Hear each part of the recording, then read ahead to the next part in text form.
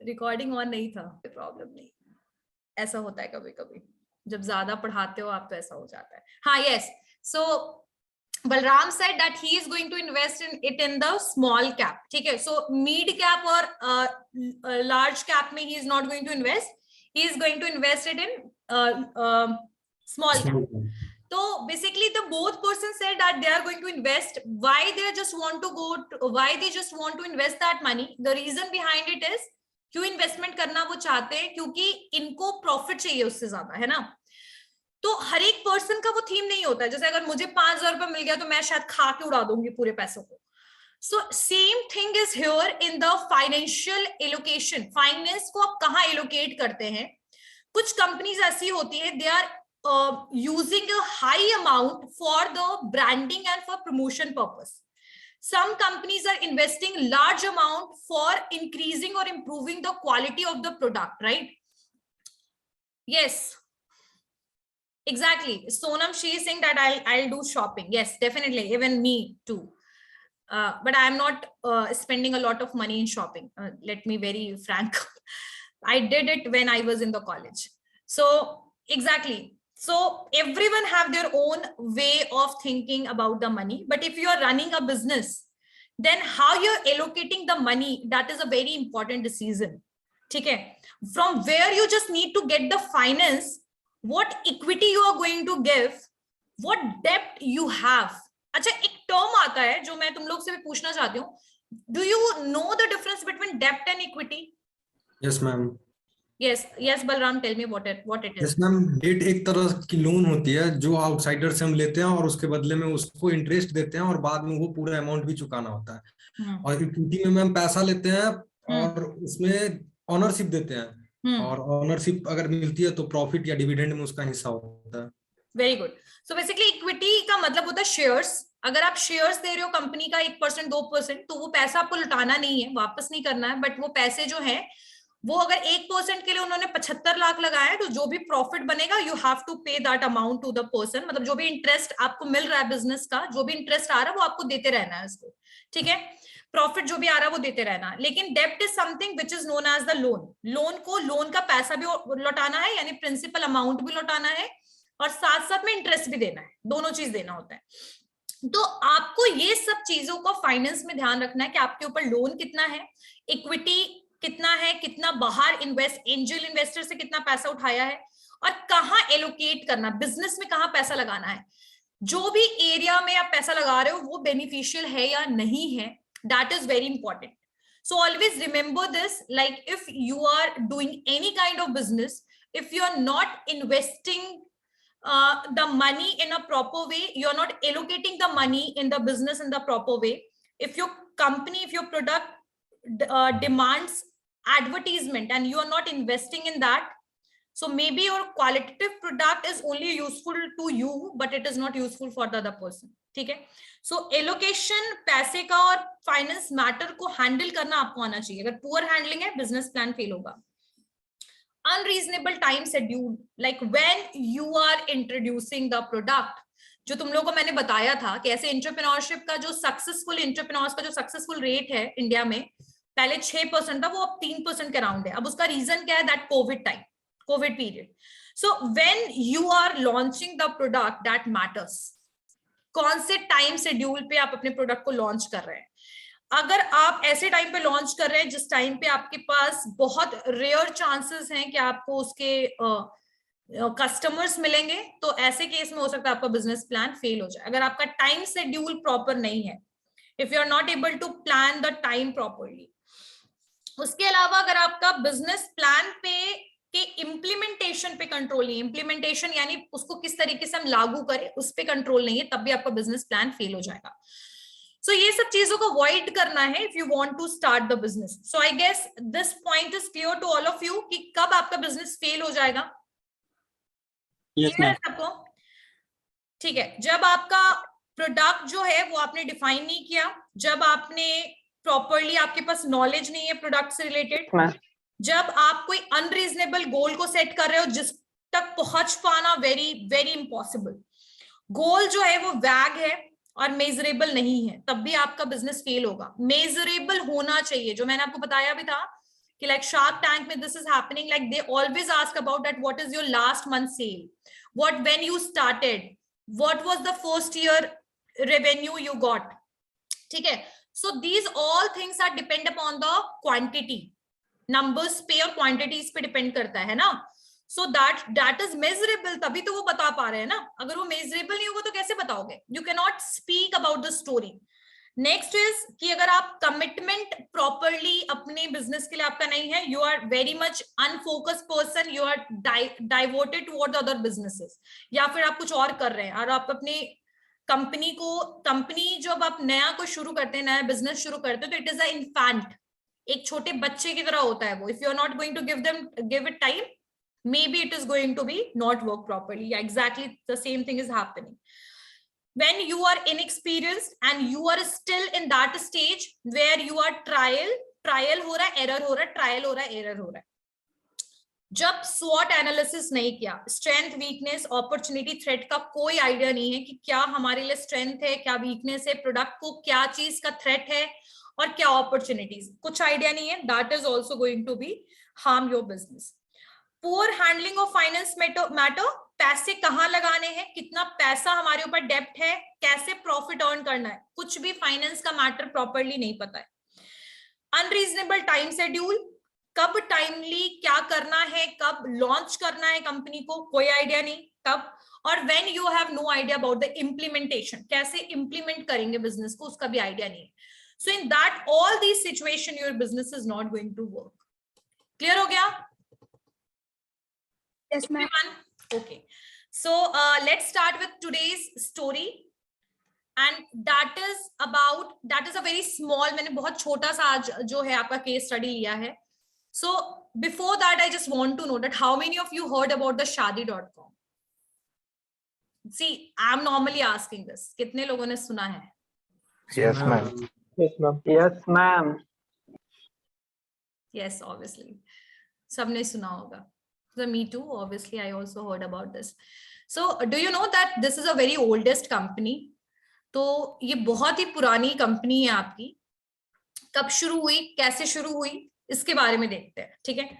So let's start with it and what type of campaigning they are doing right now. I will talk about that as well. So see, I'm not promoting this brand. What I'm telling you in every class, I'm telling this. I'm not promoting. I'm just telling you the facts. Why this business started and what is the reason behind it, okay? And I'm not saying about to marriage and all, I'm just telling you the facts. चलिए, तो यहाँ पर देखते हैं Shaadi.com के बारे में। So Shaadi.com, it is a very oldest company and it was started around in 1997. 1997 के around ये शुरू हुआ। And who started this company? Anupam Mittal, he started this company. उन्होंने शुरू किया। और ये जो कंपनी है ना, ये आपका सबसे पहले जब आया था तो इसका नाम था Sagai.com, जिसको हम लोग हिंदी इंग्लिश में कहते हैं रिंग सेरेमनी। तो इसके नाम से ये Sagai.com के नाम से आया। और 1997 में Sagai.com को 1999 में इसको Shaadi.com में हमने कन्वर्ट कर दिया, अनुपम, ठीक है। और जब ये आई ना कंपनी, तो उस समय का क्या सिचुएशन था, what was the situation? Like, obviously, I'm not saying that every Indian parents are conservative. No, exactly no. No one is so much orthodox. But yes, उस समय जो मैच मेकिंग चलता था, like bride and groom जो match making था, that was dependent on a very informal way. यानी कि घर में कुछ ऐसी आंटीज होती थी जो रिश्ते लेकर आती थी, like this, the thing was going on. The bride and groom are not meeting with each other. एक दूसरे को देखते तक नहीं थे। प्रिस्ट यानी पंडित जो आज भी मतलब हैं, जो पंडित जी जो हैं, उनके ऊपर हम काफी डिपेंडेंट होते थे। तो उस समय का टाइम आपका ये Shaadi.com आया। अब तुम लोग सोचो कि 90s के टाइम पे हमारी सोसाइटी कितनी डिफरेंट हो गया आज से, है ना। तो इस पे ट्रस्ट कर पाना बहुत ही मुश्किल था इंडियन पेरेंट्स के लिए। लेकिन उस समय इस पर्टिकुलर इस टाइप के कंपनी पे कौन बिलीव कर रहा था? तो देवर NRIs, नॉन रेसिडेंट इंडियंस, वो होते हैं जो इंडिया में 182 डेज से कम रहते हैं, यानी 182 दिन से जो कम आपके इंडिया में रहते हैं, they are considered as NRI, चाहे वो एजुकेशन या जॉब के पर्पज से। तो एनआरआईज के लिए बहुत ही अच्छा कंपनी था, क्योंकि एनआरआईज के पास क्या होता है कि बहुत लिमिटेड टाइम होता है, 1 महीने में आते हैं, शादी करते हैं और चले जाते हैं, तो like this kind of thing. तो Shaadi.com was working for them, but for the Indian parents it was a very hesitant thing कि अरेंज मैरिज वो इसके थ्रू करे बच्चों की। So that was the biggest challenge for Shaadi.com। 2008 में ये website जो था, ये इंडिया का लीडिंग मैट्रिमोनियल वेबसाइट के नाम से जाना जाने लगा, और ये लगभग इसके पास 2011 में 20 मिलियन, लगभग 2 करोड़ इसके यूजर्स थे। ठीक है, 1 मिलियन में 10 लाख होता है। So it main objective is to provide a superior matchmaking, मतलब एक अच्छा मैच मेकिंग हो, ठीक है, एक्सपीरियंस मिले इंडियंस को, पूरे वर्ल्ड को। तो ये इनका थीम था Shaadi.com का। So with that aim they started this company. Anupam Mittal he started the company, and लगभग इनके पास बहुत सारी, मतलब इन्होंने मैच मेकिंग करवाया है बहुत सारे। और अगर बात करें, इनके पास लगभग 12 से 15 हजार ना डेली साइन अप होता है। साइन अप्स का मतलब लोग रजिस्ट्रेशन कराते हैं, लगभग हर दिन 12,000 से 15,000 लोग, और ये largest online match making service है पूरे वर्ल्ड में। हिस्ट्री की बात करूं तो ये कैसे शुरू हुई, तो अनुपम मित्तल एक दिन अपने ऑफिस में ऐसे बैठे हुए थे, अपने फादर के ऑफिस में, और वहां पर एक ट्रेडिशनल मैच मेकर आया और वो उसके फादर को आइडिया देने लगा कि कैसे इसकी शादी करा सकते हैं, लाइक अनुपम की। सो ये सब चीजें से ये बिल्कुल मतलब बोल सकते हो दूरी बनाना चाहते थे कि ये क्या चल रहा है, like such kind of thing. So अचानक से उनके दिमाग में ये आइडिया आया, क्यों ना एक proper match making online system बनाया जाए। ठीक है, जब ये ऐप वो लेकर आए, मतलब जब ये कंपनी स्टार्ट हुआ, उस समय आपके जो अनुपम थे, he was doing job in US. So he left in 2001 and he came back and he started focusing on Shaadi.com 100%। ठीक है, पूरा 100% फिर उन्होंने Shaadi.com पे काम करना शुरू कर दिया। अब ये करते कैसे हैं काम, how it they working. So Shaadi.com is basically providing a service. एक तरीके से it's not providing a goods, but they are providing a service. Service क्या होता है कि जैसे ये क्या करते हैं, अगर आप साइन अप करते हो तो आपकी फोटोज को they are asking, personal details आपको फिल करना होता है, फोटोज डालनी होती है।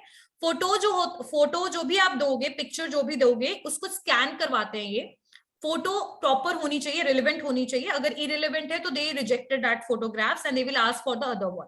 ठीक है, और ये फेक प्रोफाइल्स को भी ना कोशिश करते हैं फाइंड आउट करने का। अगर फेक प्रोफाइल है तो उसको ये तुरंत ब्लॉक करते हैं और उसके ऊपर लीगल एक्शन तक लेने के इनके पास राइट्स हैं। ठीक है, सो लगभग अभी अराउंड इनके पास 394 एम्प्लॉय से भी ज्यादा इनके प्लेटफॉर्म में काम कर रहे हैं। और इनका पैसा ये कैसे चार्ज करते हैं, तो they have a subscription of this type of platinum and diamond plus. So according to the amount they are giving you the service. ठीक है, like the number of groom, इतने ग्रूम का आपको नंबर मिलेगा, इतनी ब्राइड का, आपके घर फैमिली का नंबर आपको मिल सकता है जिससे आप कांटेक्ट कर सकते हो। तो like this they are providing the service. So अभी इसके तो बहुत सारे कॉम्पिटिटर्स हैं, जैसे भारत मैट्रिमोनी हो गया, जीवन साथी हो गया, we all knows about it. इनके अभी बहुत सारे कॉम्पिटिटर्स हैं। सो Shaadi.com का जो बिजनेस मॉडल था, यहाँ पर अनुपम ने क्या किया, मतलब ये इंटरनेट बेस्ड पूरा का पूरा कंपनी है। अभी आप देख सकते हो उसका प्रॉपरली एप्लीकेशन अवेलेबल है, और यहाँ पर आपको अपनी वही पर्सनल डिटेल डालनी है जिसके ऊपर लोग यहाँ शादी करना पसंद करते हैं, खासकर इंडिया में, like your height, caste, educational qualification. They are not promoting casteism, but because we are living in the Indian community, so here there is a term of the communism. मतलब community का थोड़ा सा तो यहाँ है। So caste वगैरह से जो भी है आप अपने information डालिए, और अगर आपको अपने कम्युनिटी के पर्सन चाहिए तो you can use the filter as well. तो filtration concept is also there. So और इसके अलावा ये एडवर्टीजमेंट कैसे करते हैं, यानी इनका मार्केटिंग स्ट्रैटेजी क्या है। So they are using newspaper a lot, क्योंकि न्यूज़पेपर पे ये एडवर्टीजमेंट करते हैं। They are advertising on the social media, they are advertising on the television. So they are using a integrated type of marketing communication concept. ठीक है, तो जिसको हम IMC कहते हैं, तो integrated marketing communication concept they are using. उसके अलावा इनकी जो मार्केटिंग स्ट्रैटेजी है वो तो मैंने थोड़ा बहुत बता दिया आपको। इसके अलावा इनके पास बहुत सारी, लगभग 100 ऑफ इनके पास सेंटर्स हैं 70 इंडियन सिटीज में और इनका हेडक्वार्टर है मुंबई महाराष्ट्र में। उसके अलावा इन्होंने कुछ और भी चीजें जैसे कैंपेनिंग का भी काम किया है। So we all knows about the dowry system, that is one of the social evil in India. ठीक है, दहेज लेना, it's not reducing, it's increasing even nowadays. So they are basically started doing a campaigning work like the dowry calculator they have, और इसको बहुत सारे लोगों ने अप्रिशिएट किया, लगभग 35 कंट्री के लोगों ने इसको अप्रिशिएट किया। Dowry calculator, they started doing a campaigning. It is a for creating the awareness in the society that dowry should not be accepted by the groom side and it should not be given from the bride side. So this is how they basically started doing the campaigning. So it's a kind of a marketing strategy जहां पर आपके brand का नाम होता है। उसके अलावा इन्होंने गेम स्टार्ट किया था, that is angry bride. It's not angry bird, बहुत लोग एंग्री बर्ड पढ़ रहे हो इसको, इट्स एंग्री ब्राइड्स। ठीक है, सो एंग्री ब्राइड्स जो है, इन्होंने एक सोशल मीडिया पे एक पेज जनरेट किया था डाउरी कल्चर और चाइल्ड मैरिज से रिलेटेड, कि लोग जो है वो एजुकेट हो, they stop taking dowry in marriages and they showed the dowry death in India, like कितने लोगों की डेथ हो रही है, कितने सारे इविल्स हो रहे हैं। ठीक है, the exploitation which is very much increasing with women, so they started showing the numbers of दूस पीपल, दूस विमेन, उन लोगों का नंबर इन्होंने दिखाना शुरू किया कि कितनी ज्यादा डेथ्स हो रहे हैं डाउरी की वजह से। So their campaign get a media attention and they are appreciated by over 6 lakh people across the globe. So this is how they started doing the marketing campaign. They basically campaigning के through इन्होंने अपना marketing strategy या फिर अपने brand की equity या value को इन्होंने build किया।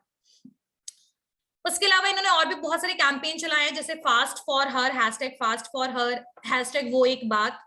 So they started doing a lot of campaigning. Challenges which I already told you, that internet को adopt करना Indian parents के लिए, that was very very different thing, weird thing. भरोसा ही नहीं करेंगे कि कैसे अपने बच्चों की शादी भाई इंटरनेट के बेसिस पे कर दे। So conservative parents, they were very skeptical is term, like when we just hate those things, जब हम दूरी बनाते हैं। ठीक है, तो सेप्टिक वाला है, they are very skeptical in arranging marriages through an internet based startup. So और बहुत सारे cultural barriers भी थे, like the people started speaking about it, oh shaadi.com से शादी करना and all those things. Mentality was a very big hindrance for them and that's why, and एक और भी problem थी कि ये किसको hire करे, मतलब hiring किसको करे जो ये काम कर पाए, because convincing parents it's very difficult. So challenge was there related with the job, कैसे मतलब hiring वगैरह से related। तो इस तरीके से इन्होंने बहुत सारे चैलेंज फेस किए, but now it is one of the matrimonial website और it is a company. So I guess everyone understand that how it was started working? Yes. What is the revenue and what is the model they are using? I guess this point is clear to all of you, right? Okay.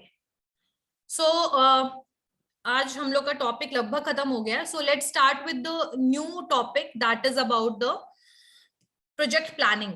So what it is, let me explain about it. What is the meaning of project? So how many of you did the project in your school times? कितने लोगों ने project बनाया है school में? बाकी लोगों ने नहीं बनाया है क्या? फ्री में नंबर मिलता था? अच्छा, so can anyone tell me what is the difference between assignment and project?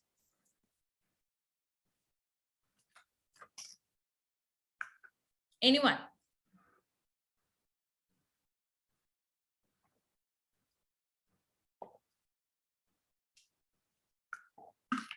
Assignment and project में क्या डिफरेंस है?